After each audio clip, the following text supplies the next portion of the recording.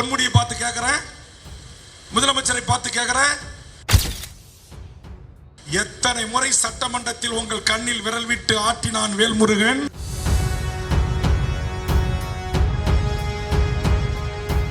நம்முடைய முன்னோர்கள் இந்த மண்ணிலே வந்து வாழ்ந்த, எங்கள் மண்ணிலே பிறந்த, கடலூர் சூரப்ப நாயக்கஞ்சாவடியிலே பிறந்து முகியூரிலே வந்து தங்கிய கோவிந்தசாமி படையாட்சியில் இருந்து நான் கேட்கிறேன், இந்த கோவிந்தசாமி படையாச்சியாருக்கு மணிமண்டபம் நீங்களாவா செஞ்சு கொடுத்தீங்க?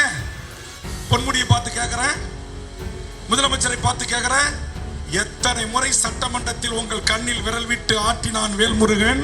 ஏயா யாராருக்கோ மணிமண்டபம் வைக்கிற, யாராருக்கோ சிலை வைக்கிற, யாராருக்கோ தெருப்பெயர் வைக்கிற?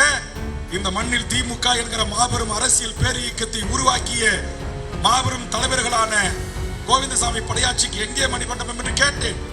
இடஒதுக்கீட்டு போராட்டத்தில் தன்னுடைய தேக்குமர உடல்களை மார்பை பிளந்து குண்டடி வாங்கி அதே இடத்தில் செத்து அவன் சிந்தி அதே ரத்தத்தை நக்கி செத்து போன என் மாவீரர்களுக்கான மணிமண்டபம் எங்கே? ஏன் செய்ய மறுக்கிறீர்கள்? முதலமைச்சரை பதில் சொல்லுங்கள். சட்டமன்றத்தில் கேட்டாங்க, பாட்டாளி மக்கள் கட்சி கேட்கல, கேட்டவன் வேல்முருகன். இது ரெண்டையும் என்னுடைய வாதத்தால், என்னுடைய பேச்சு திறமையால், நான் எடுத்த கேள்வி கிடுக்கு புடியினால், ஐயோ வேல்முருகன் சட்டமன்றத்தை இப்படி பட்டவர்த்தனமாக நம்மளை அம்பலப்படுத்துகிறானே என்று வேறு வழி இல்லாமல் நாட்டுடைய அரசாங்கம் அறிவித்தது. கேமராவை கிளிக் பண்ணா படம் மட்டும் வரும், கேமரா சின்னத்தை கிளிக் பண்ணா மக்களின் வாழ்க்கையே மாறும்.